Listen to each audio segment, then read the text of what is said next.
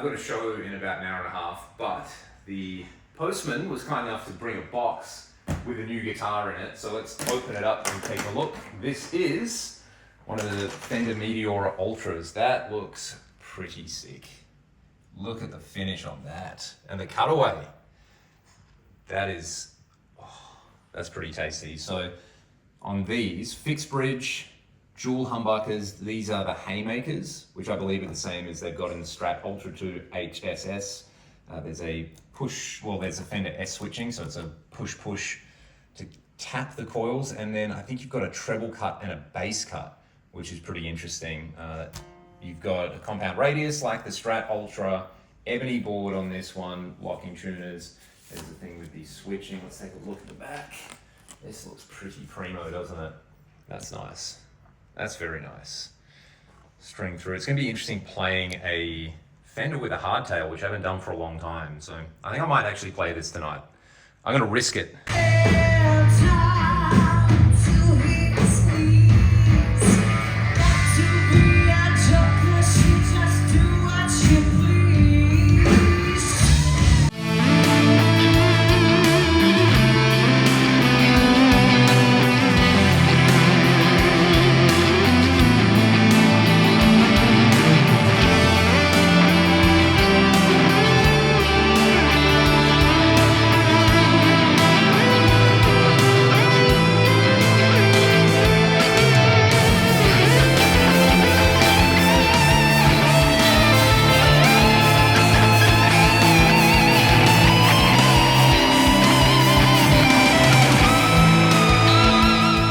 That the Ultra 2 series sits right at the top of Fender's production line in terms of specs as well as price, I would expect to be able to take it straight out of the case and go and do a gig with it. And it lived up to expectations because I'm used to this neck profile from the Strat Ultra 2 that I've got. Essentially feels really, really similar. It's the same satin neck finish, quarter sawn maple. This one has ebony for the fretboard though, which I really like the feel of in general. It kind of gives me like Les Paul custom vibes anytime I play anything with an ebony board on there. The lumen layers were really handy for the show that I was playing as well because there's a few blackouts in there, and being able to see the fretboard when you actually start a song and you're not in complete darkness is very convenient. You've got locking tuners, you've got the same medium jumbo frets and 10 to 14 inch compound radius. Obviously everything kind of departs from there with not only the body shape, which does bring to mind the Jazzmaster, but it also brings to mind another classic 60s design, the Firebird on there. I have to say this quite steep cutaway on here is incredibly comfortable on there, and I really like the way this kind of ridge pops on here. There's two of Fender's Haymaker humbuckers on there, and the controls are pretty interesting. When I first looked at this, I assumed it would be a volume control per pickup and then a master tone control, but it's actually a master volume control, a master tone control, and then a master bass cut. And we'll hear what the bass cut can do. I'm really into this control on here, especially with the greasy high gain stuff I like. There's also an S1 switch on here, so you can push that in and tap the humbuckers. Let's start out with a pretty neutral, clean sound on here. We'll start in the split mode on the neck pickup, and I'll let you hear what the tone and bass cut controls do on here with a clean sound. Then we'll do the same in the humbucker mode. So I'm in the split mode at the moment.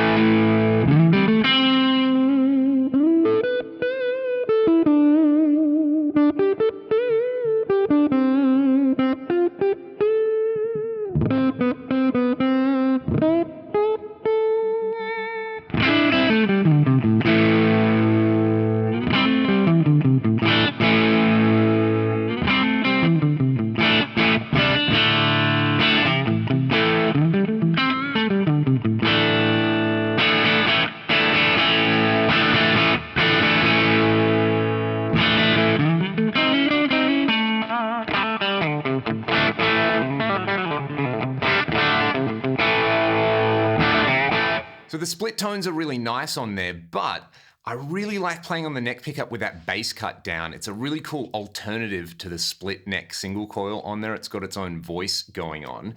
And I'm feeling like if I crank up the gain like I'm about to do here, I should actually be able to play some rhythm guitar on the neck pickup and keep it really tight, or just use the bass cut kind of like a tight control into a high gain amp. So let's go on the humbucker modes. Let's start on the bridge. I'm in drop D. Let's do some chungus with my main live sound.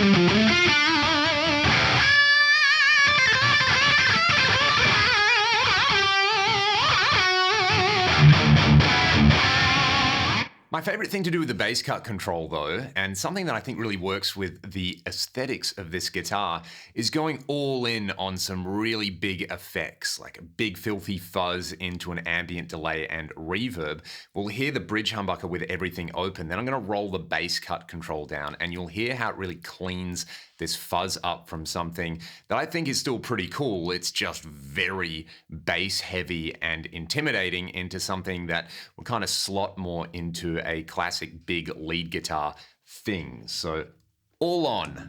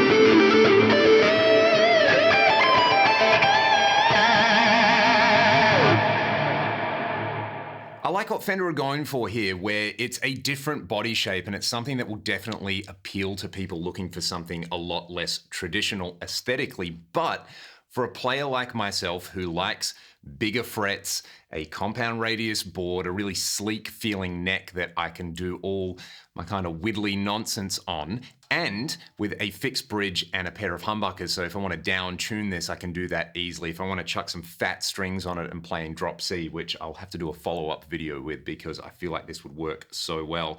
It does all of those things. It's sometimes hard to get the vintage meets modern thing right. I feel like a lot of the time what manufacturers will do is they'll go for like a worst of both worlds approach where the guitar's a little bit awkward to play because they've gone for really small frets and an uncomfortable neck, but a really cool body shape on there and some cool looking pickups that might work for a few styles but won't be as versatile as, say, your staple hum single or twin humbucker with a coil tap on there. This just kind of feels like a modern super strat, but it looks cool, right? Also, the bass cut on there, I'm gonna have to put a bass cut control in a bunch of my guitars because I really like what that can do with some of those more affected settings. And you all know that I like the big greasy effects. If you've sat here and you're new to the channel and you're going, dude, too much gain and delay, well, maybe it's not the place for you because too much gain and delay, I think, works really well with a guitar like this. And we heard it can do the subtle clean stuff as well, and there's a wide range of tones. So thanks to Heath and the team at Fender for getting me one of these so I can try it out, so that I can gig with it. I'm gonna do a few more shows and maybe report back in a month or two about how I'm digging this guitar. Let me know your thoughts in the comment section below. And if you like what I'm doing here on the channel, you can support me on Patreon or grab some of the music that I make with my band Ragdoll. It's linked in the video description. Have a great day.